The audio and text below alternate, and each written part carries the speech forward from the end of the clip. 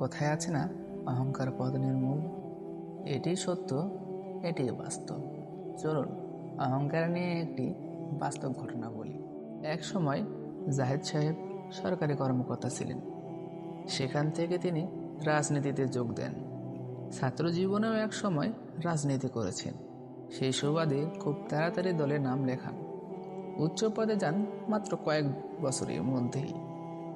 বাড়ি গাড়ি সম্পত্তি কোনো কিছুর অভাব নেই তার।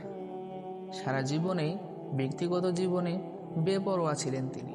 ওনার অধীনস্থ কর্মচারীদের সাথে কখনোই ভালো ব্যবহার করতেন না।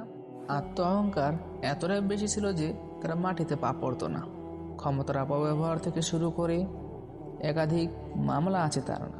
যখন তখন অহংকার আর জেদের বসে মারামারি আর হানাহানিতেও জড়াতেন।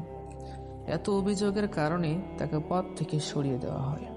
এখন ছেলে মেয়ে বিদেশে থাকে, খোঁজ নেয় না। স্ত্রী কয়েক বছর হলো মারা গিয়েছে। উনি এখন একলাই গ্রামের বাড়িতে থাকেন আর নিজের অহংকার আর স্বভাবের কারণে আফসোস করেন, চোখের পানি ফেলেন। শেষ পর্যন্ত তার অহংকারই তাকে নিঃস্ব করেছে। বলায় বাহুল্য, ছেলে বা মেয়ে সবার জন্যই অহংকার করা গুনাহ। আল্লাহ রাব্বুল আলামিন কুরআনুল কারিমে অহংকার সম্পর্কে আমাদের সতর্ক করেছেন। সূরা লোকমানে আল্লাহ রাব্বুল আলামিন বলেছেন, আর মানুষের প্রতি তোমরা গর্ব ভরে মুখ ফিরিয়ে নিও না এবং পৃথিবীতে অহংকার নিয়ে চলাফেরা করো না। নিশ্চয় আল্লাহ কোনো অহংকারকারীকে ভালোবাসেন না।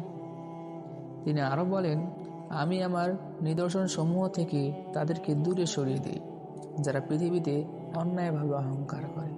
সুতরাং এ থেকে বোঝা যাচ্ছে যে অহংকার একজন মানুষকে ধ্বংসের দিকে নিয়ে যায় এবং আল্লাহর কাছে এটি অত্যন্ত ঘৃণিত। তাই আমরা আল্লাহর কাছে প্রার্থনা করব যে তিনি যাতে এই অহংকার নামক ঘৃণিত কাজটি থেকে আমাদেরকে বিরত রাখেন।